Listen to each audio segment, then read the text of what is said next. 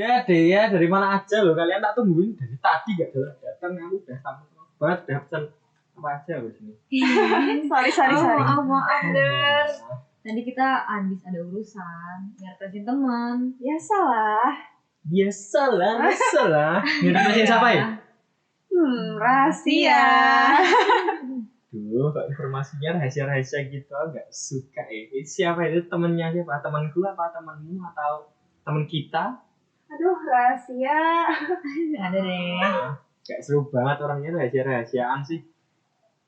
Emangnya kamu gak pernah merahasiakan sesuatu dalam hidupmu, Ponder? Rahasiain apa ya? Emang apa yang perlu dirahasiain?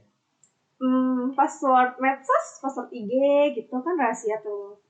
Lumayan rahasia sih, tapi kayak kan akunku udah ada di HP-nya teman-temanku, jadi kan kayak aman gitu sih, kalau tinggal pinjam HP kan bisa buka gitu. Serius? Iyalah, masa nggak serius? Fatal banget Ponder itu kan informasi yang harusnya dirahasiakan tau. Lagi berkaitan dengan kata sandi. Iya, informasinya rahasia kan, tapi kan akunku ada di banyak HP orang gitu kan, jadi kan santai. Kalau kayak gitu kamu diretas gimana akunmu? Gimana ya? Gak tahu juga sih. Soalnya dari zaman dulu tuh kata sandi, password tuh perannya udah penting banget tau. Sumpah? Sepenting apa tuh? Ya penting. Duh. Kata sandi tuh membantu perjuangan kemerdekaan Indonesia tahu. Sumpah? Berarti zaman dulu tuh kalau orang mau berjuang tuh pakai kata sandi gitu ya? Ya, maksudnya bukan dalam medsos gitu loh, tapi kayak zaman dulu tuh para pejuang mempertahankan kemerdekaan Indonesia tuh dengan merahasiakan berbagai informasi penting kayak misal strategi militer mereka gitu dengan cara menyandikan sebuah informasi. Gitu. Nah, itu tuh bisa dilihat tahu dari peristiwa agresi militer 2 nggak sih, Fir? Iya. Pas Jogja jadi ibu kota Indonesia. Iya, bener banget tuh. Kayak waktu itu pernah Mas Asnan, kurator Museum Sandi, sampein ke kita nggak sih pas kita berkunjung? Mas Asnan? Siapa tuh Mas Asnan? Dia kurator Museum Sandi. Oh, masnya kurator museum. Emang masnya cerita apa aja sama kalian berdua? Banyak. Jadi rentang waktu ketika Indonesia udah merdeka kan ternyata Belanda tuh masih menyerang Indonesia, masih mau merebut kembali Indonesia kan. Bener banget. Nah, disitulah kayak peran Sandi tuh penting banget loh. Tepatnya pas agresi militer 2 gitu. Sandi berperan dalam pemberian dan penerimaan informasi. Gitu. Nah, ngomong-ngomong kata sandi tadi ya, di agresi militer 2 di tanggal 19 Desember 1948, nah kan daerah Jogja tuh nggak kondusif banget ya, karena ada banyak serangan Belanda. Nah, utamanya di lapangan udara Maguwo. Nah, di situ dibombardir. Jadi, para pejuang itu mengevakuasi dirinya untuk meninggalkan Jogja demi menyiapkan strategi militer apa sih yang akan dijalankan gitu. Agresi militer 2 tuh pas Yogyakarta masih jadi ibu kota itu ya? Iya, betul banget. Oke. Situlah. Terus Jadi kaitannya sama yang tadi, sandi-sandi tadi? Nah, itu dia Letnan Kolonel Rubiono Kertopati sebagai ketua Sandi, pendiri lembaga Sandi itu memerintahkan perwira Sandi buat mengevakuasi diri dan menyelamatkan berkas-berkas yang penting-penting gitulah. Berarti pas Jogja diserang itu tadi kan baru digempur Belanda nih. Iya. Nah, terus yang para sandiwan tadi mengamankan diri gitu kan ya? Iya. Tapi yang di sini masih ada dong? Masih dong. Jadi para perwira Sandi ini bekerjanya di belakang layar. Jadi tetap ada yang bekerja, yang berjuang untuk menghadapi Belanda, serangan Belanda. Si. Terus? Iya. Mereka tuh pergi ke daerah barat, ke arah Kulon Progo, tepatnya di Deksa-Dekso ya. Bener. Nah, kemudian di Dekso tuh juga didirikan kamar sandi tadi. tempat untuk para perwira sandi mengolah informasi itu. Base camp gitu kok. Base camp Bisa sandi kan. jadi sih, ya, jadi checkpoint gitu nggak sih Dek? Benar. Nah, di Dexo tuh ada checkpoint 1 namanya untuk yang kamar sandi tadi. Oke. Nah, Terus? ya. Terus Jadi- selain checkpoint 1? Checkpoint 1 itu juga di bawah ini nggak sih kayak dinas perhubungan angkatan perang gitu? Iya, benar. Mm-mm. Checkpoint 2 itu nggak jauh dari situ, di Dukuh lebih tepatnya. Di Dukuh. Dukuh itu apa? Desa Dukuh. Oh, desanya namanya Dukuh. Berarti ada 2 checkpoint nih. Hmm. Oh. Nah. Oke. Yang checkpoint 2 ini di desa Dukuh ini mereka dipinjami rumah sama warga sekitar namanya Pak Mertosutomo. Nah, Oke. sampai sekarang ini rumah itu jadi situs rumah sandi, Der. Betul. Oh, jadi tadi Mas Asnan kan yang itu di Museum Sandi kan ya? Ya. Kalau yang Pak Merto ini rumah sandi. Iya, Situs situsnya. rumah sandi. Situsnya. Oh, karena dulu di sana itu tempatnya para sandiwan mengamankan diri pas lagi diserang sama Belanda. Yoi.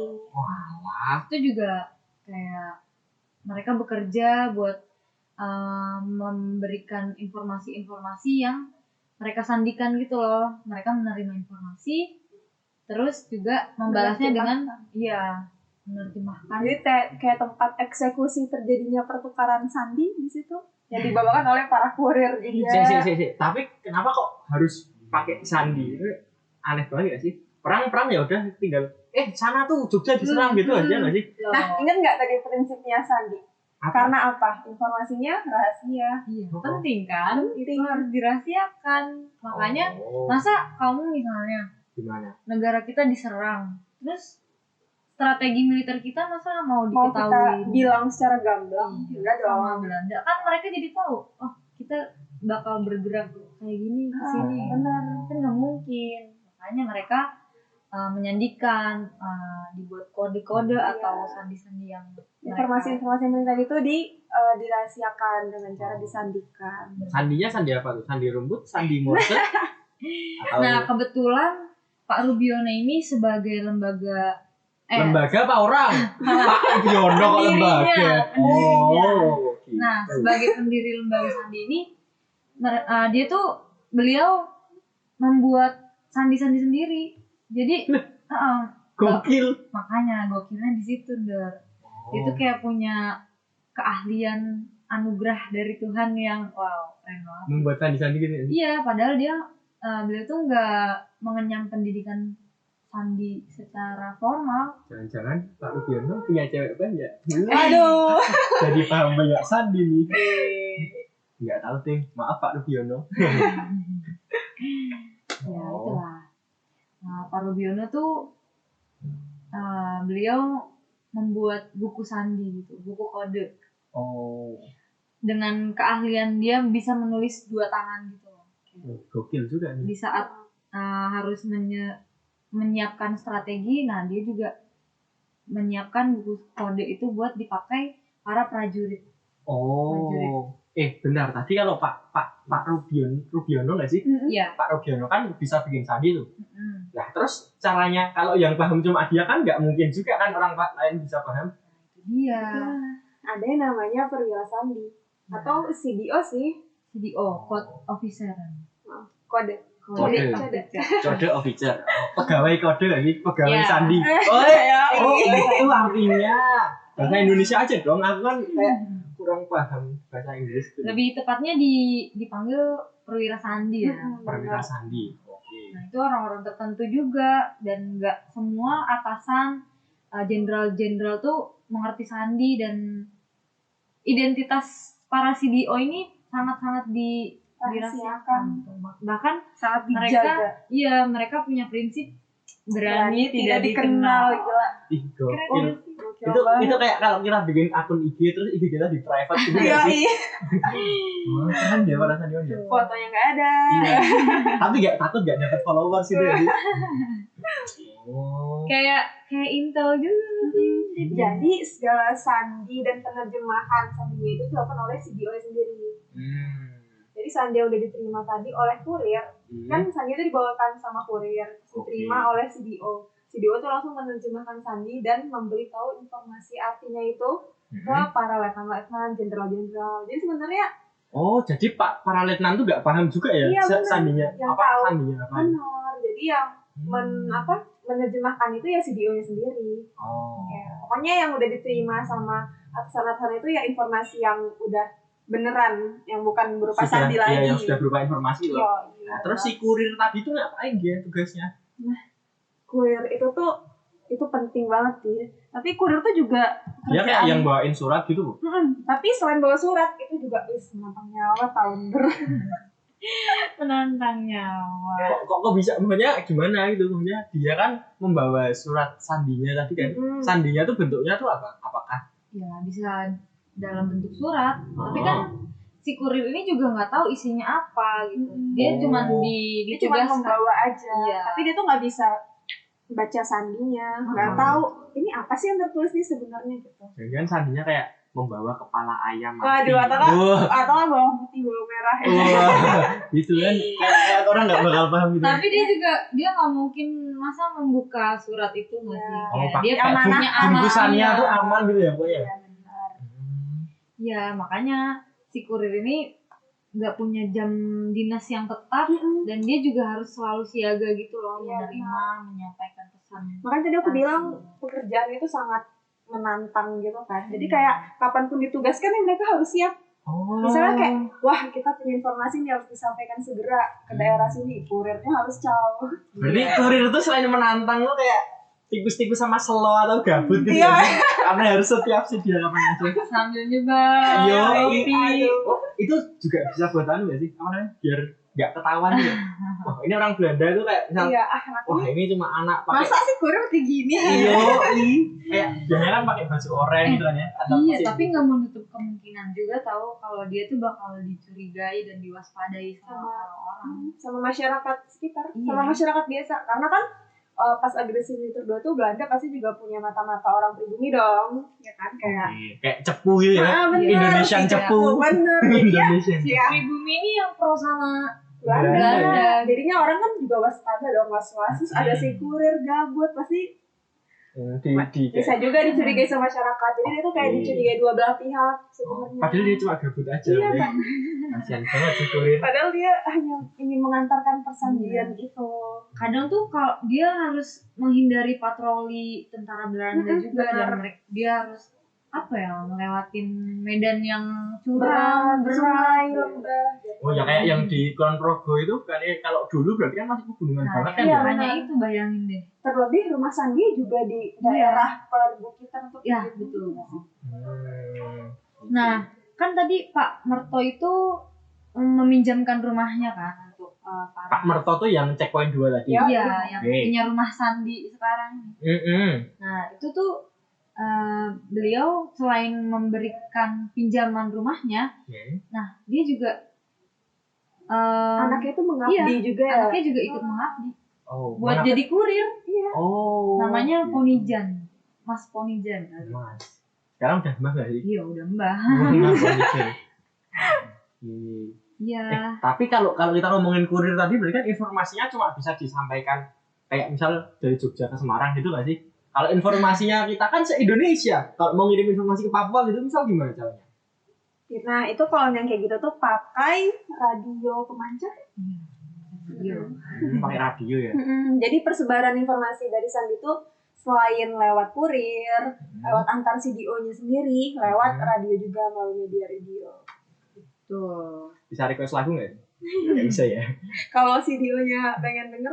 Iya. Nah jadi kayak antar stasiun radio satu dengan stasiun radio lain itu tuh terdapat CDO. Jadi CDO-nya sendiri yang menyampaikan informasi Sandi tersebut. Jadi walaupun radio itu seperti pesan terbuka mungkin broadcast radio istilahnya, tapi kan orang lain nggak tahu tuh dua orang tuh ngomongin apa sih gitu.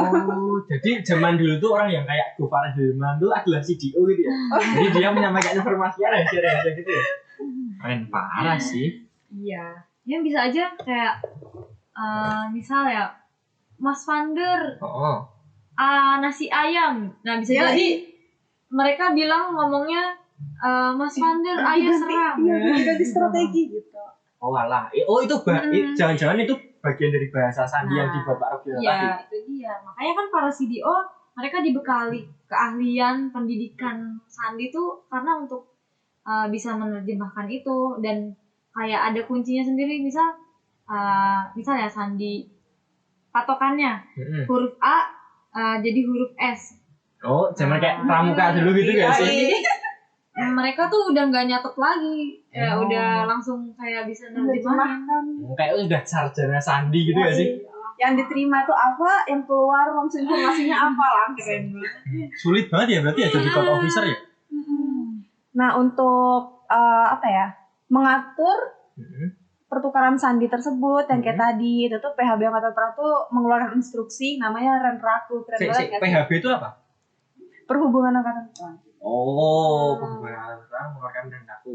Ya, rencana aku bukan Renraku tuh dari bahasa Jepang tau. Oh iya. Ren sendiri tuh artinya komunikasi. Jadi kayak instruksi yang mengatur tentang cara komunikasi itu sendiri. Terus hubungannya? Nah, kan Renraku tuh intinya sih dia tuh kayak mengatur tentang penyamaran, pembakaran dokumen dan surat-surat penting kalau misal terjadi hal-hal yang tidak diinginkan ya. Lalu setelah itu aturan para kurir tadi, pemakaian kode-kode sandi gitu. Jadi Renraku tuh yang tingkatnya Indonesia ya? Jadi itu semacam si siapa tadi namanya? Bapak siapa yang bikin Renraku?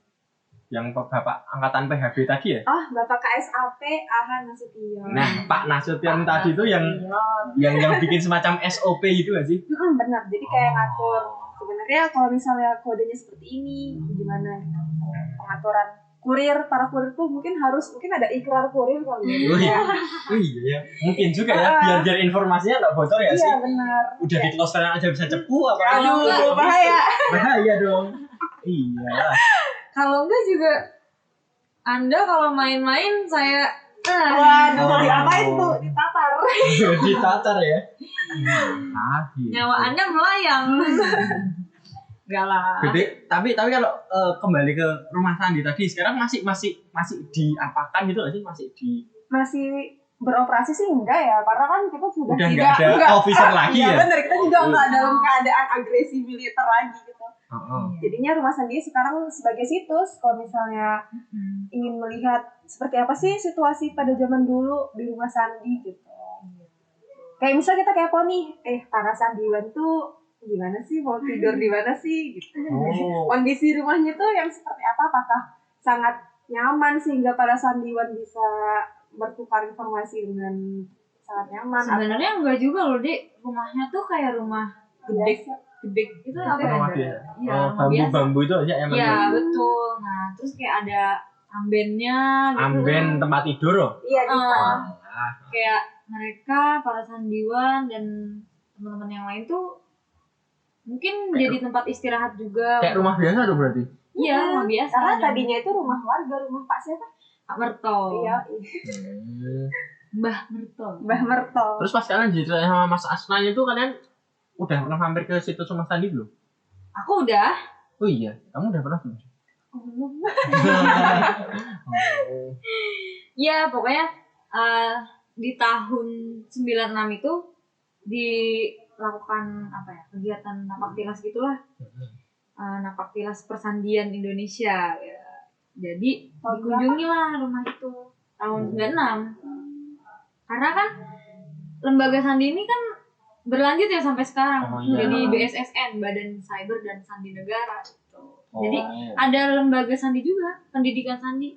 Yang tadi kan ya. Tapi kan sekarang sandi Sekolah Tinggi Sandi Negara. STSN ya. Nah itu. Nah, itu dia. Nah, di tahun 2014 rumahnya Pak Merto ini direvitalisasi, direnovasi sama lembaga sandi negara. Jadi dibangunlah sebuah monumen perjuangan gitu dengan nama Rumah Sandi Dupo. Situs sandi sekarang itu udah jadi cagar budaya juga. Karena rumahnya Pak Merto tadi itu sangat berguna ya buat kelangsungan agresi militer pas itu bersejarah banget ya sih. Bermakna gitu. Kayak menjadi saksi perjuangan mereka bekerja di balik layar, menyiapkan bagaimana menyandikan informasi dan lain gitu. Nah, sebenarnya kenapa sih para pejuang tuh memilih desa itu sebagai tempat yang strategis itu bukan tanpa alasan kalau menurut. Sumpah. Jadi Jadi desa kayak itu nggak- memang spesial gitu loh. Iya. Spesial apa emang? Ya. Itu tuh udah Rencanakan sendiri Direncanakan dengan sendiri. angkatan perang. Kalau misalnya terjadi hal-hal yang tidak diinginkan, mereka harus pergi kemana gitu. Ini ramai banget kafenya ya. Gokil. Gitu. tapi pemilihan rumah Sandi itu bukan gara-gara di rumah tersebut ada pemancar radio atau bagaimana. Iya, dan itu baru dibangun juga nggak sih? Berarti kayak yang pemerintah apa TNI itu udah punya plannya gitu Iya benar. ada Nanti kalau misalnya ada serangan. apa lari ke daerah Dekso gitu. Iya, Oh, jadi kalau di Dekso itu kayak semacam udah disetting tapi belum disetting gitu ya. Jadi iya. kayak nggak ada orang yang tahu. Pemilihannya tuh selain karena dia strategis, karena kalau lokasinya juga perbukitan gitu. Iya, dan dia jadi strategis tuh karena perisai Sungai Progo itu di timur dan ada juga Sungai Bogowonto di baratnya gitu. Jadi Gokil. kayak kamu bisa lari Lari tanpa terus- diketahui Belanda gitu. Lewat sungai gitu ya. Kalau aku pasti tenggelam tuh kayak gitu. Orang nggak bisa renang. Gitu. Ya, betul. Jadi kalian lama dari tadi gak join tuh karena kalian ngobrolin ini ya jangan di sana ya. Iya, tapi di rumah Sandi itu nggak ada pemancar radionya dan nggak jauh dari rumah Sandi itu. Jadi kan tadi jadi checkpoint ya. Nah, orang-orang yang sebelum pemancar radionya kan ada di atas. Nah, sebelum ke atas itu ke tempatnya Pak TB Simatupang itu, mereka checkpoint di situ dan diinterogasi di rumah Sandi. Oh, berarti kalau mau ngirim informasinya itu bukan di rumah Sandinya, tapi Ya. di radionya. Atau radionya di kamar rumah Sandi. Radionya di atas. Oh, di atasnya Jadi rumah harus Sandi. jalan ke atas bukit gitu. Oh. Sebenarnya bukan pemancar radio yang kayak Yang sekarang ada pakai tower. Oh, bukan tower. tapi kayak ada cuma berupa sebenarnya pemilihan Antena gitu kali ya di atas Wah. atas harus pohon-pohon tertinggi Iya. yang ada di situ. Kirain. Karena kan mengingat juga ini kan urgent ya, situasi yang urgent. Tapi di rumah Sandi ini tempat mereka tuh buat ngumpulin informasi, berita-berita dari dalam negeri, khususnya di Jogja, Indonesia. Iya dong, karena tadi kan karena si rumah Sandi itu kan kayak checkpointnya informasi kalau dari misal dari Sumatera nih ada yang diserang nih, nah ini biar orang Jogja tahu gitu kan. Di rumah Sandi tuh juga pakai mungkin radio rimbu ya, bukan yang Rimbu itu apa?